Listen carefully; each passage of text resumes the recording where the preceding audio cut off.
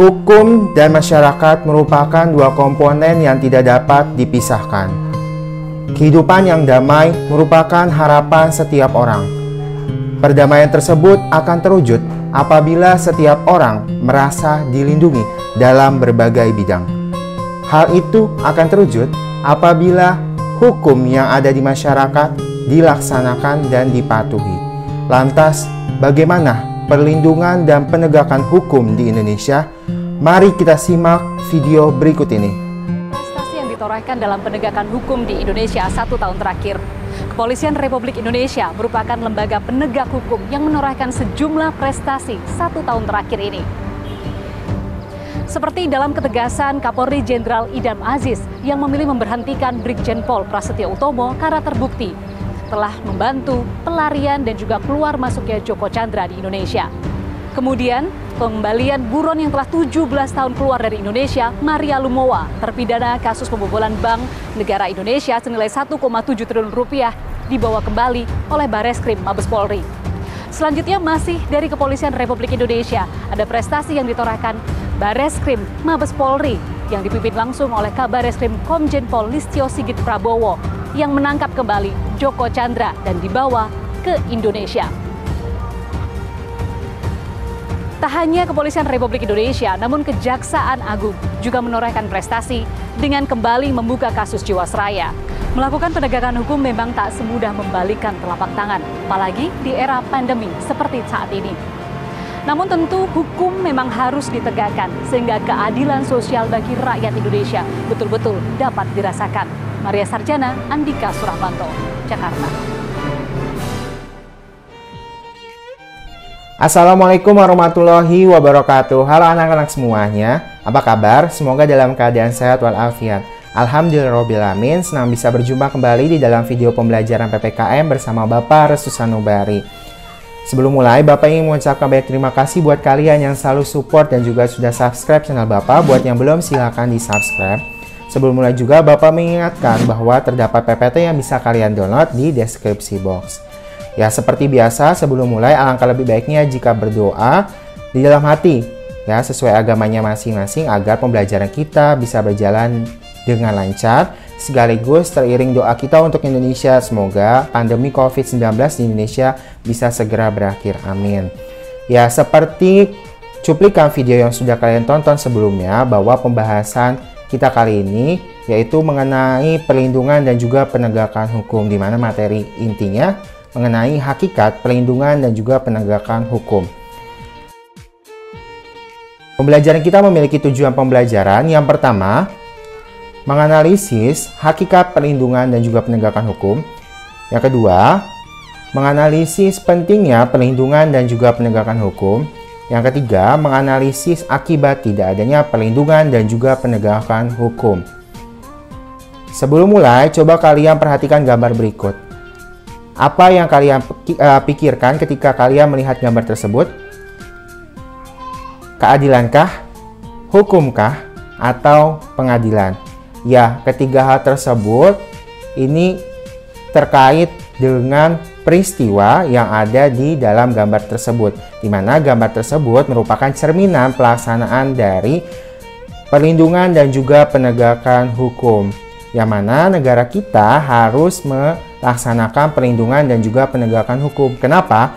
Karena menurut Pasal 1 Ayat 3 Undang-Undang Dasar 1945 bahwa menyebutkan negara kita adalah negara hukum, ya, negara Indonesia adalah negara hukum.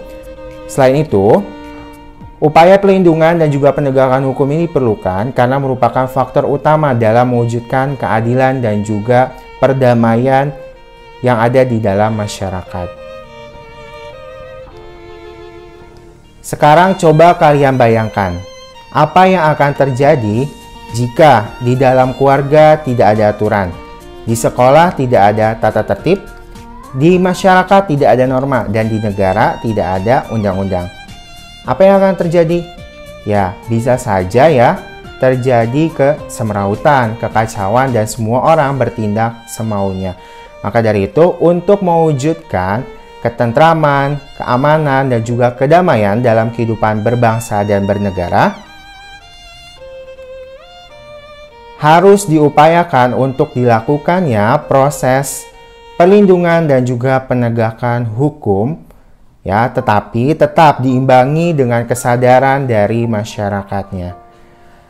Nah, hari ini kita akan membahas dan juga mendalami materi mengenai perlindungan dan juga penegakan hukum, ya, mulai dari konsepnya, hakikatnya, terus juga faktor-faktor yang menyebabkan pentingnya perlindungan dan juga penegakan hukum, terus akibat yang ditimbulkan ketika tidak adanya perlindungan dan juga penegakan hukum, ya. Silakan kalian simak video pembelajaran berikut.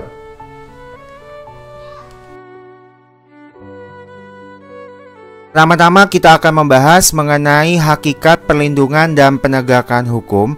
Dimulai dari perlindungan hukum, Simanjuntak mengartikan perlindungan hukum sebagai upaya pemerintah untuk menjamin adanya kepastian hukum, serta memberi perlindungan kepada warganya agar hak-haknya sebagai warga negara tidak dilanggar, dan bagi yang melanggarnya akan dapat dikenakan sanksi sesuai peraturan yang berlaku.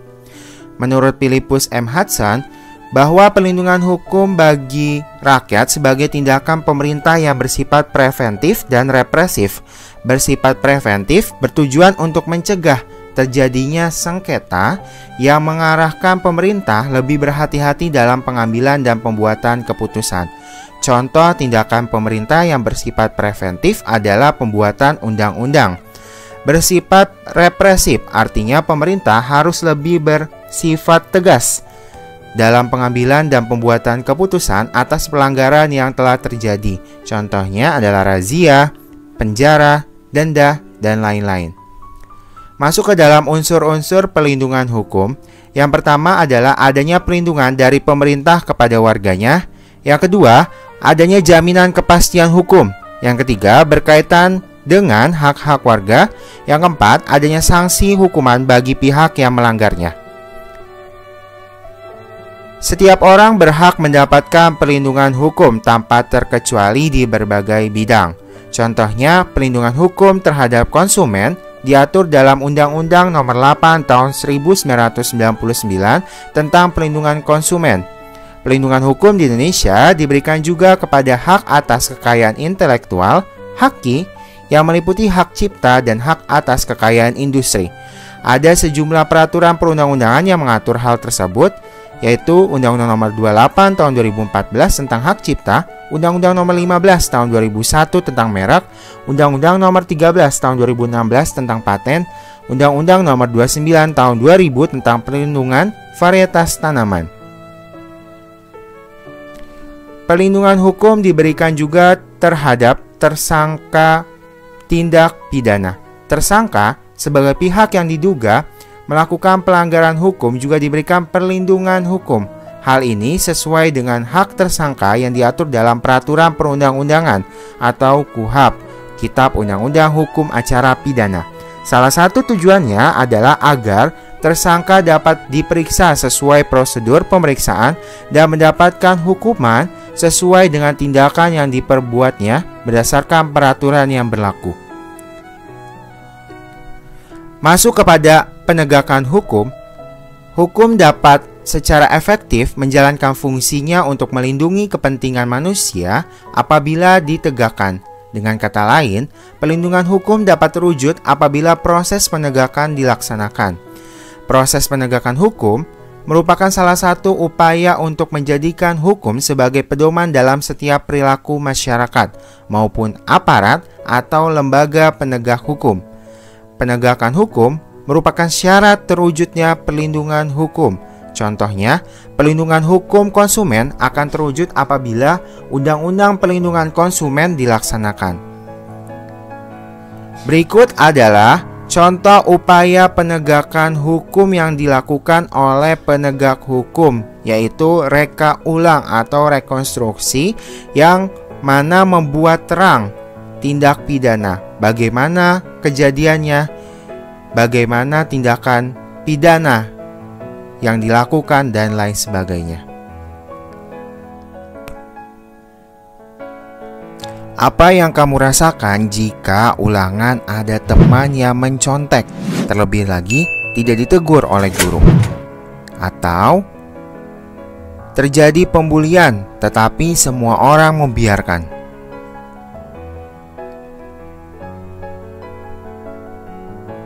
Pasti akan menimbulkan ketidaknyamanan, ketidakadilan, dan juga ketertiban tidak akan didapatkan. Semua dapat dihindari jika perlindungan dan penegakan hukum dilaksanakan.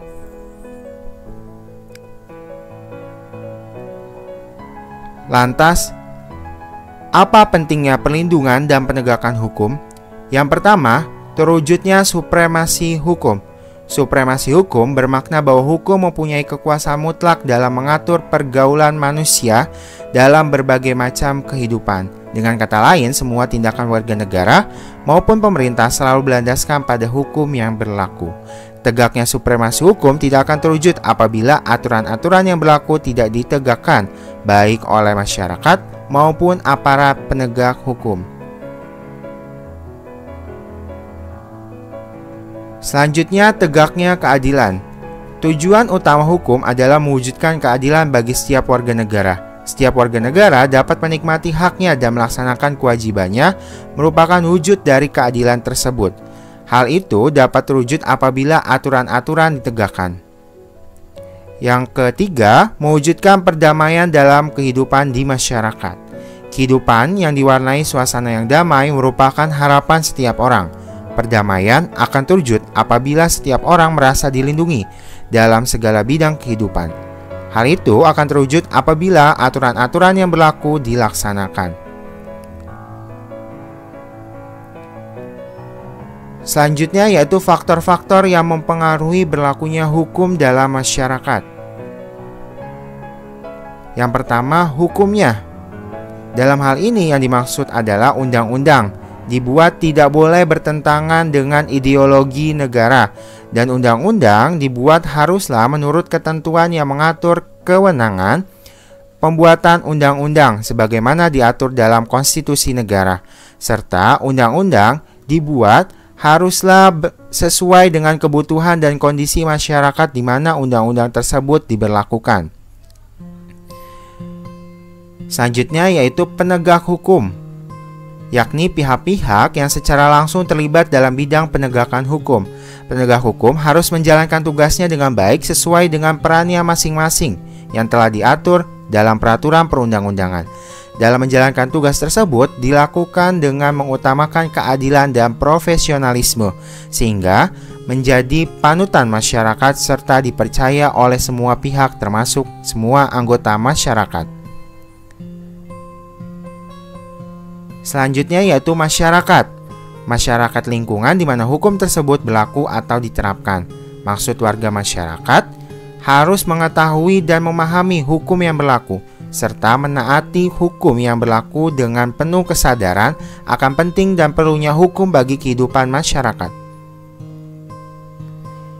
Selanjutnya yaitu sarana dan fasilitas. Ketersediaan sarana dan fasilitas yang memadai merupakan suatu keharusan bagi keberhasilan penegakan hukum, termasuk tenaga manusia yang terdidik dan terampil.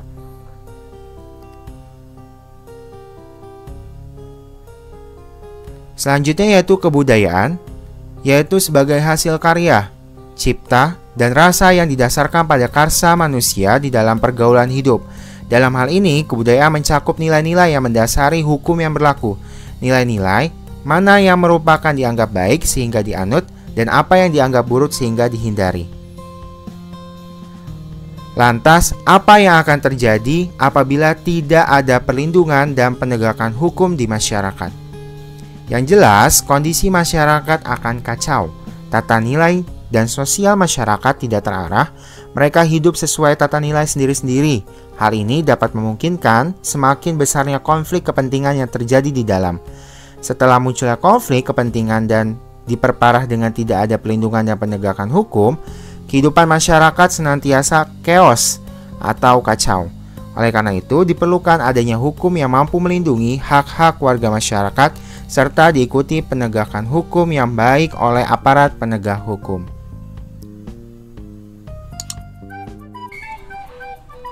Itu dia topik pembahasan mengenai perlindungan dan juga penegakan hukum. Bagaimana, sudah mengerti belum? Atau masih ada materi yang ingin ditanyakan? Silakan tulis di kolom komentar atau tanyakan langsung kepada Bapak. Terima kasih atas perhatiannya. Bapak mohon maaf jika ada kesalahan atau khilafan dari penjelasan Bapak. Semoga kalian sehat selalu dan tetap semangat belajarnya.